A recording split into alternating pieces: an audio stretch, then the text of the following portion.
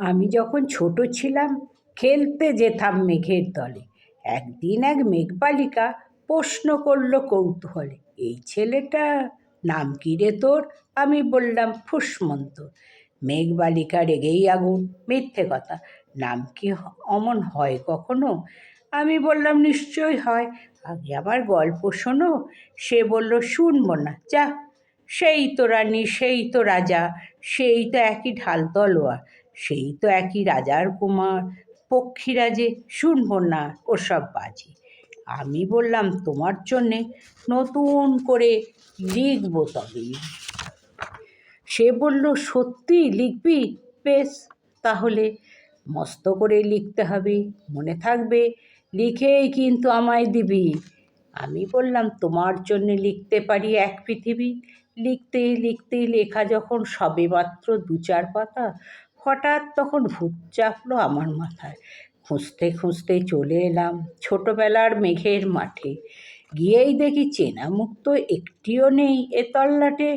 একজনকে মনে হলো ওরই মধ্যে অন্য রকম। এগিয়ে গিয়ে বলি তাকেই, তুমি কি সেই মেঘবালিকা? তুমি কি সেই? সে বলেছে, মনে তো নেই, আমার ওসব মনে তো নেই। আমি বললাম তুমি আমার লেখার কথা বলেছিলে। সে বললে সঙ্গে আছে, ভাসিয়ে দাও গাঁয়ের ঝিলে। আর হ্যাঁ শোনো, এখন আমি মেঘ নই আর, সবাই এখন বৃষ্টি বলে ডাকে আমায়। বলেই হঠাৎ এক পশলায় চুল থেকে নখ আমার পুরো ভিজিয়ে দিয়ে অন্য অন্য বৃষ্টি বাদল সঙ্গে নিয়ে মিলিয়ে গেল খরস্রোতায়, মিলিয়ে গেল দূরে কোথায়, দূরে দূরে। বৃষ্টি বলে ডাকে আমায়, বৃষ্টি বলে ডাকে আমায়, আপন বলে বলতে বলতেই আমি কেবল বসে রইলাম ভিজে একসা কাপড় জামায় গাছের তলায়। বসে রইলাম বৃষ্টি নাকি মেঘের জন্য। এমন সময় অন্য একটি বৃষ্টি আমায় চিনতে পেরে বলল, তাতে মন খারাপের কি হয়েছে? যাও, ফিরে যাও, লেখো আবার।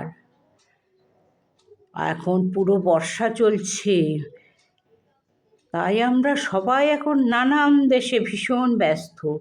তুমিও যাও, মন দাও গে তোমার কাজে। বর্ষা থেকে ফিরে আমরা নিজেই যাব তোমার কাছে। এক পৃথিবী লিখবো আমি, এক পৃথিবী লিখবো বলে ঘর ছেড়ে সেই বেরিয়ে গেলাম। ঘর ছেড়ে সেই ঘর বাঁধলাম গহন বনে, সঙ্গে শুধু কাগজ কলম। একাই থাকবো, একাই দুটো ফুটিয়ে খাবো, এক মুঠো ধুলোবালি যখন যারা আসবে মনে তাদের লিখব, লিখেই যাব। এ পৃথিবীর 100 রকম স্বপ্ন দেখার সাধ্য থাকবে যে রূপকথা, সেই রূপকথা আমার একার।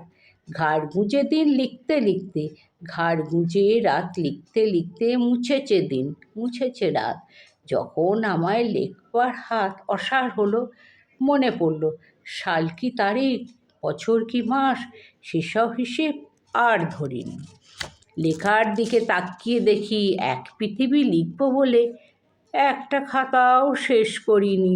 সঙ্গে সঙ্গে ঝমঝমিয়ে বৃষ্টি এলো খাতার উপর। আজীবনের লেখার উপর বৃষ্টি হলো এই অরণ্যে। বাইরে তখন গাছের নিচে নাচছে ময়ূর আনন্দিত। এ গাছ ও গাছ, উঠছে পাখি, বলছে পাখি, এই অরণ্যে কবির জন্যে আমরা থাকি। বলছে ওরা, কবির জন্যে আমরা কোথাও, আমরা কোথাও, আমরা কোথাও হার মানিনি। কবি তখন কুটির থেকে তাকিয়ে আছে অনেক দূরে, বনের পরে, মাঠের পরে, নদীর পরে, সেই যেখানে সারা জীবন বৃষ্টি পড়ে, বৃষ্টি পড়ে, সেই যেখানে কেউ যায়নি, কেউ যায় না কোনো দিনই। আর সে কবি দেখতে পাচ্ছে সেই দেশে সেই ঝর্ণাতলায় এদিক ওদিক ছুটে বেড়ায় সোনার মোড়া মেঘ হরিণী, কিশোর বেলার সেই হরিণী।